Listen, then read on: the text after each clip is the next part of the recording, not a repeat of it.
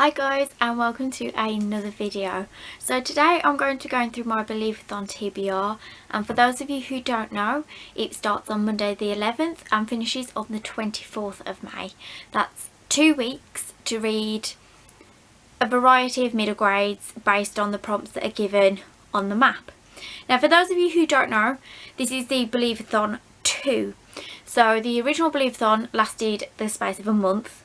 However, just so that we don't have to wait so long for the next one that's a monthly read along, Gav at How to Train Your Gavin decided to do a shorter one for the 2 weeks this May, and he has gone all out. I mean, majorly. I will leave all the links down below so that you can take part if you wish to. You'll find all the compendium, everything that you need to just read. I, however, do have the Believathon 2 Journey to the Stronghold book. This is available to purchase on Amazon. Again, I will leave the link down below, and it just basically goes through all the different prompts, everything leading up to it, and there's even a really cute bit at the end which is filled with tweets from you guys about what middle grade and what Believathon has done for your reading and done for your life in general. So without further ado, I think we should just kick off with starting Get the Poacher's Pocket in, and that is to read the first in a series. Now I'm jumping ahead of myself here because I am going to read June's middle grade monthly, and I'm going to read Murder Most Unladylike. This is the first in the series. I don't know whether each of the separate books link together. I just know that this is classed as the first, so I'm hoping that they do class as a series. Now I don't really know much about this other than the fact that two girls find a woman dead.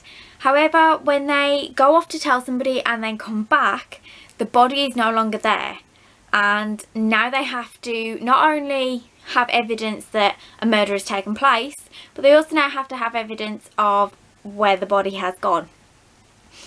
I have been looking for a mystery of some sort after reading The Last Chance Hotel, and I definitely feel like this is up my street. Middle grade mystery is probably about as much as I can handle because, yeah, I can't deal with spooky stuff too much, so middle grade is probably just the right level for me, but I'm really looking forward to this one. So next on my journey, I will be going to Baba Yaga's house, and how can I not after reading House of the Chicken Legs by Sophie Anderson. I absolutely adored that book, and I'm so glad that Gav decided to make it a solid part of the path. So the prompt for that one is a family relationship involved in the book. So for that I'm going to read Wild Spark by Vashti Hardy. I don't know a lot about this other than there are machines, and rather than machines coming to life, life comes to the machines. So it's almost like when somebody dies, a machine sucks in their soul or takes in their soul some way or another. And there is a young boy who has died, and his sister is trying to stop him from being dead permanently. I feel like this is going to be quite hard hitting just because of dealing with the grief and the loss of a loved one, so I'm hoping it's not too emotional because I don't know if I'll be able to handle that, I'll be honest. Next up, I am going to take a trip to the deep woods, and that is to read a book which is published before 2000. So I decided that I'm going to start my reread early, and I am going to do Harry Potter and the Philosopher's Stone by J.K. Rowling. I am so excited to get back into this world. I haven't reread these books for a while, so I'm not gonna lie, I'm a little bit worried that I'm not going to enjoy it as much this time round, but I think I've probably reread them 3 or 4 times already, and my opinion hasn't changed. I do realise that as I get older I tend to pick up on a few more flaws within the stories, but I still feel the magic, especially with the first book. It's not one of my favourites, but I do want to reread the entire series, so I'm really excited to get to this. So next I'm going to Orion Found, and the prompt for that is to read a sci-fi or a book relating to space.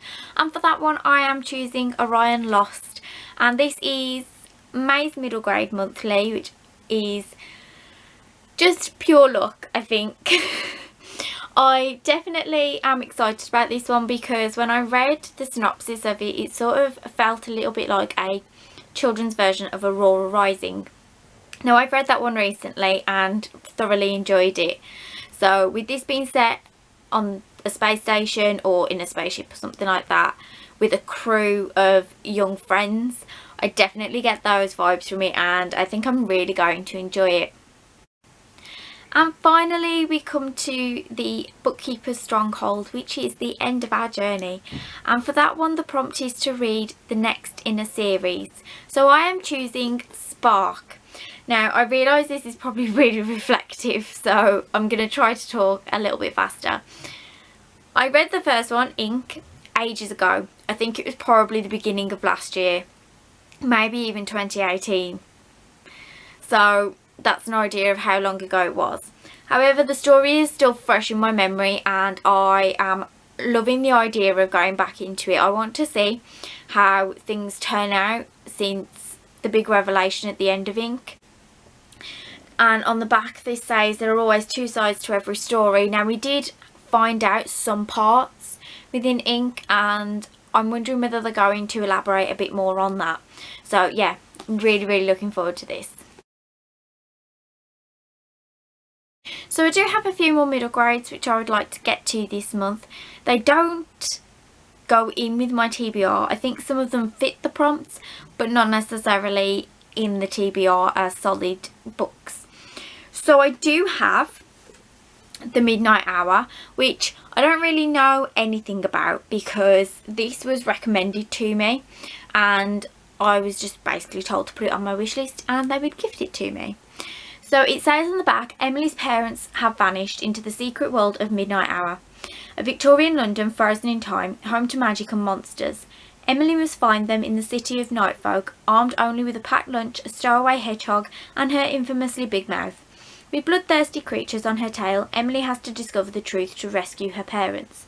What family secret connects her to the Midnight Hour? And can she save both worlds before she runs out of sandwiches? So this sounds like it's going to be quite adventurous and a little bit of fun. I think I really am going to enjoy this. So fingers crossed. Next we also have what feels like a TBR veteran because it has been on my TBR so many times and I've never got round to it.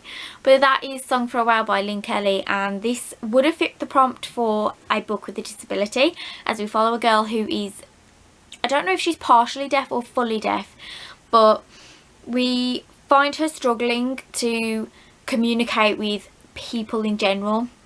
She's really struggling at school, and then she learns of a whale who also struggles to communicate with other whales, and that's not because it's a deaf whale, that is because it cannot sing at the same frequency as the other whales, and she tries to find ways of helping this whale to communicate, and apparently in doing so she learns that she needs to be able to learn to communicate with other people. Then we also have Never Tell, which I temporarily DNF'd a couple of months ago. It was a middle grade monthly read, however I just couldn't get into it at the time. I have heard so many good reviews about it and would really like to get to it, so with any luck this will fit in nicely somewhere along the lines. But this is a little bit chunkier than the other middle grades that I have on my TBR. Again, this was a bit of a cover buy. It's set in Russia.